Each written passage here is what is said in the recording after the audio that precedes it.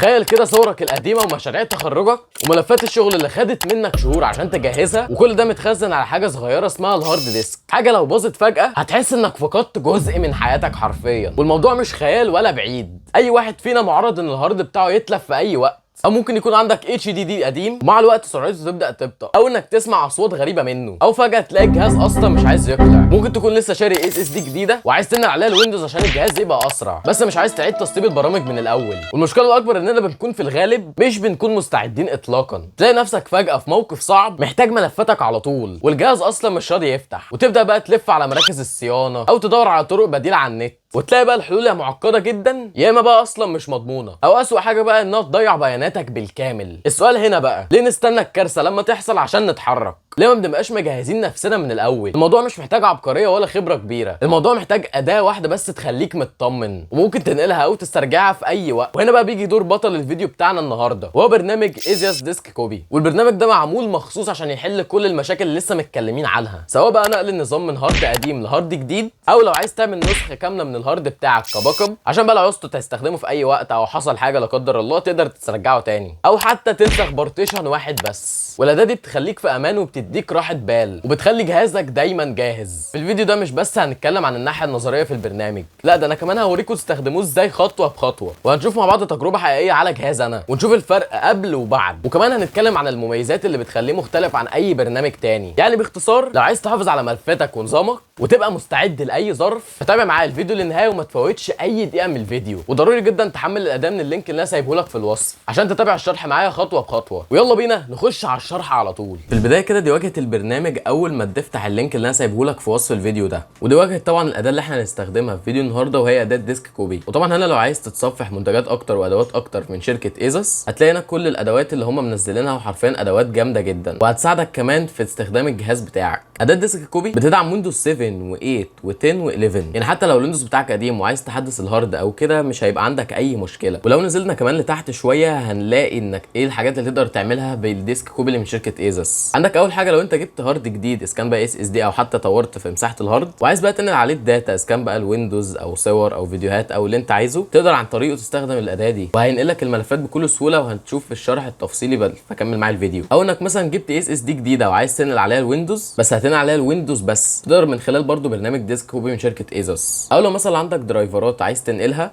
او عايز تعمل ريكفري للداتا اللي عندك فبرضه من خلال اداه ديسك كوبي تقدر تعمل ده. او انك تعمل نسخه من الHDD او SSD اللي عندك تحطه في كمبيوتر جديد. وطبعا الميزه دي جامده جدا لو انت شاري كمبيوتر جديد وعايز تنقل البيانات اللي موجوده كلها اللي في الكمبيوتر القديم للكمبيوتر الجديد، بدل بقى جو الفلاشات والكلام القديم ده. يعني في دلوقتي برامج زي ديسك كوبي يعني تقدر تعمل لك الكلام ده، وديسك كوبي من اقوى الادوات اللي انت تقدر تستعملها في انك تعمل نسخه من الHDD او SSD وتنقلها للكمبيوتر الجديد. عندك بقى من المميزات اللي بيعملها ديسك كوبي هو انه بيقدر يعمل لك باك اب للهارد بالكامل، يعني حرفيا تبقى ماشي بهاردين معاك بس هو عامل لك باك اب لنفس الهارد. ودي بقى بتنفع مثلا لو حصل مشكله او كده فيبقى معاك نسخه ثانيه تقدر بقى تعمل فيها اللي انت عايزه بدل ما يبقى معاك نسخه واحده وفي الاخر انت اللي تلبس. تعال بقى نشوف ازاي نحمل الاداه الجامده دي. هتلاقي هنا بقى عندك خيارين، هتلاقي عندك فري ترايل وعندك باي ناو. باي ناو دي لو انت هتشتري الاداه، فاحنا طبعا عايزين نجرب الفري ترايل فتدوس عليها هتلاقيه بيحملك الاداه فوق زي ما انت شايف. هتستنى عليها شويه لحد لما تتحمل.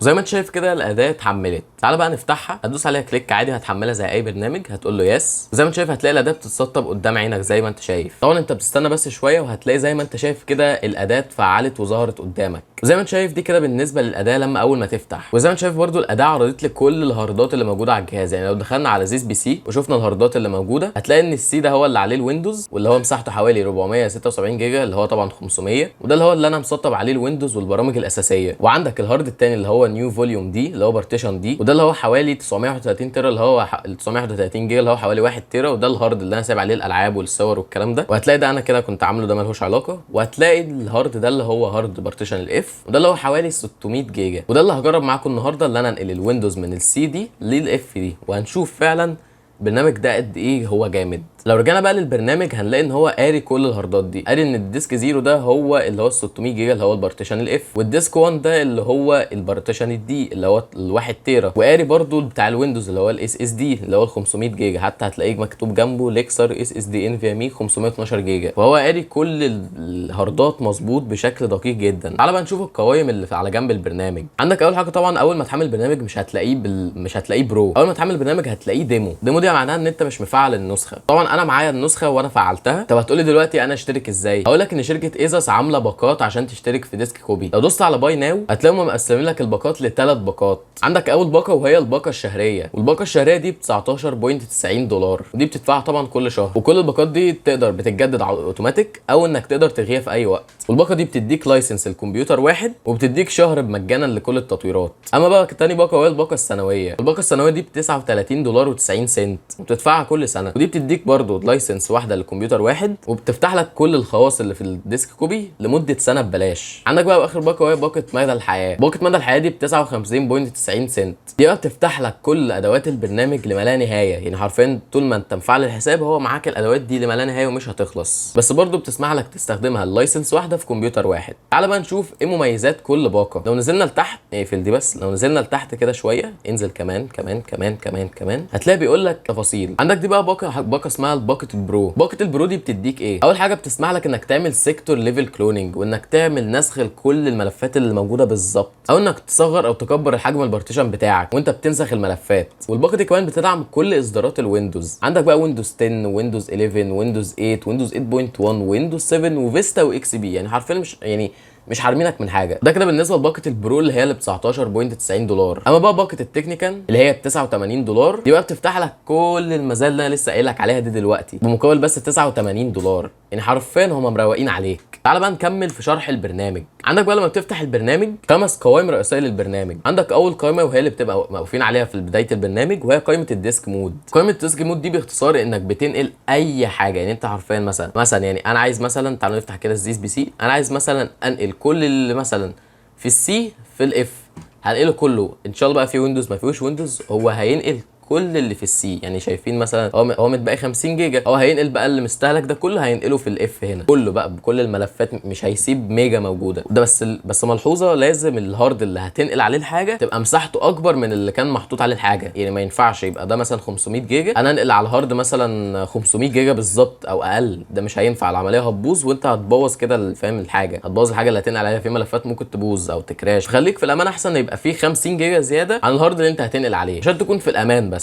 وده كده بالنسبه لقائمه ديسك مود، واللي زي ما قلت لك انك تقدر تنقل عليها الهارد بالكامل لهارد تاني بكل الملفات اللي جوه فيه، مش هيسيب 1 ميجا حتى. تاني قائمه وهي قائمه السيستم مود. قائمه السيستم مود دي بتخليك تقدر تنقل الويندوز بس. في حالتي انا حاطط الويندوز على لوكال ديسك سي اللي هو بارتيشن سي. نفترض مثلا ان انا عايز انقله على الاف، وهشرح لك بالتفصيل ازاي تنقله وهجرب معاك تجربه عمليه. فزي ما انت شايف هو حجمه هنا 500، انا هنا حاطط 600 جيجا، حاطط بزياده حوالي فوق ال 100 جيجا عشان بس ابقى في الامان. فالقائمه دي باختصار بتخليك تنقل الويندوز بس، يعني بتخليك تنقل البارتيشن اللي عليه الويندوز بس لاي بارتيشن تاني او هارد تاني. تالت قائمه بقى وهي قائمه البارتيشن مود، ودي من اسمها انك بتقدر تنقل بارتيشن محدد بس انت عايزه. زي ما انت شايف برده هو قاري كل البارتيشنز اللي عندي. عندك اللي هو الفوليوم نيو فوليوم اف اللي هو ده النيو فوليوم اف اللي هو ده، وعندك كمان اللي هو نيو فوليوم دي اللي هو الهارد ال1 تيرا، وعندك السي اللي هو اللي عليه الويندوز، والاي اللي هو ده. يعني هو قاري كل حاجه مظبوطه وزي الفل. فكره القائمه دي باختصار انها بتخليك تنقل البارتيشن محدد انت بتحدده لبارتيشن تاني، بس زي ما قلت لك برده لازم يبقى البارتيشن اللي هتنقل عليه ده يبقى مساحته اكبر من البارتيشن اللي كان عليه الحاجه عشان ما تواجهش اي مشاكل. عندك بقى القائمه الرابعه وهي كرييت بوتابل ديسك، والقائمه دي بتخليك تقدر تنقل الهارد بتاعك اذا كان بقى تحط نسخه منه على اليو اس بي، او تعمل نسخه منه على السي دي او الدي في دي، او تقدر تعمل منه نسخه ايزو. طبعا دي بتستخدمها نادرا، بس بتستخدمها لو انت بتتنقل كتير وعايز يبقى معاك هارد، يعني تبقى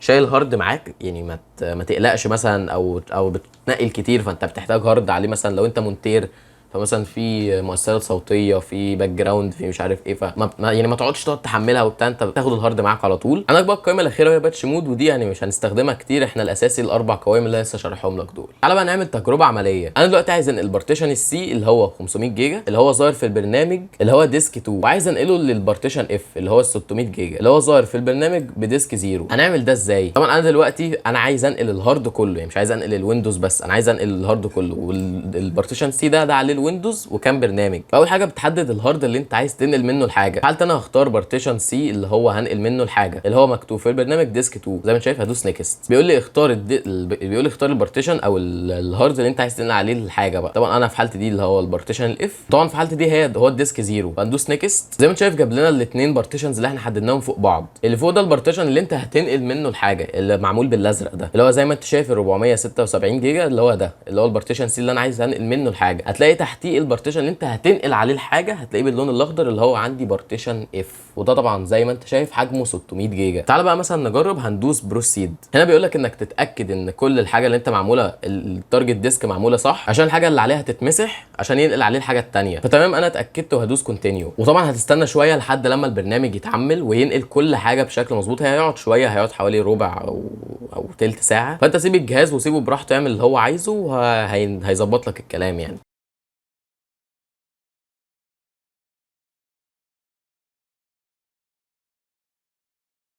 وزي ما انت شايف هو كده خلص نقل للملفات. وزي ما انت شايف كاتب لك تحت ديسك كوبي كومبليتد سكسسفولي. وبرده هتلاقيه قدامك ظاهر الخطوات كلها اللي هو عملها، عشان برده لو لقيت مثلا ملف بايظ او حصل مشكله في بارتيشن معين هو هيبقى محددها لك. بس الحمد لله احنا تمام، مفيش اي مشاكل، والكوبي كومبليتد وكل حاجه تمام. بس طبعا هو خد وقت فوق ساعه ونص. حلو، هتقولي طب خد لي وقت ساعه ونص؟ هقول لك باختصار، لان الاس اس دي اللي انا كنت بنقل يعني اللي كان عليها الويندوز قبلي دي كانت مساحتها كبيره وكنت ماليها، فدي قعدت وقت. وكنت ناقلها كمان ل اتش دي دي، فالفرق السرعات ما بين الاس اس دي للاتش دي دي فرق كبير، فخدت وقت، فهي خلت الوقت ده يعني يكبر. انما انت لو بتنقل من الاس اس دي للاس اس دي مش هيكمل معاك نص ساعه. اجعص اتش دي دي سرعته 200 300 ميجا، انت بتتكلم الاس اس دي دلوقتي داخله في 7000 ميجا يعني، فاهم؟ ففي فرق شنيع يعني. بس هيظهر لك كده بالمنظر ده. بعد ما يخلص كل حاجه هتقوم دايس فينش، هتلاقيه بيحمل معاك قدامك كده. هتستنى شويه وهو بيحمل، وهتلاقيه بس كده خلص كل حاجه. ولو جينا نروح للزيز بي سي هنلاقي فعلا ان الويندوز اتنقل للاف، وكده انت بقى عندك نسخه كامله من السي عندك في الاف هنا، بالويندوز بقى، بالبرامج، بكل حاجه حرفيا تعمل بيها اي حاجه حرفيا. بس كده يا صديقي، كده انا اكون شرحت لك كل حاجه تخص ديسك كوبي من شركه ايزوس، وشرحت لك كمان كل التفاصيل. وحرفيا اداه ديسك كوبي من شركه ايزوس دي هي حرفيا اداه مهمه جدا لازم تكون عندك في الكمبيوتر. لا زي ما قلت لك في بدايه الفيديو، ممكن يحصل لك مشاكل انت مش متوقعها، وهتحصل لك على فكره. فانت لازم يبقى في برنامج يحل لك المشكله دي على طول بدل ما تقعد تعصلك معاك. وانصحك جدا انك تحمل اداه ديسك كوبي من شركه ايزوس، وهتلاقيني في الوصف سايب لك لينك تحملها. بس كده، لو استفدت من الفيديو ما تنساش تعمل لايك وتشترك في القناه عشان نوصل ل 22000 اخ واخت في اقرب وقت. بس كده، اشوفك في فيديو جديد. يلا سلام.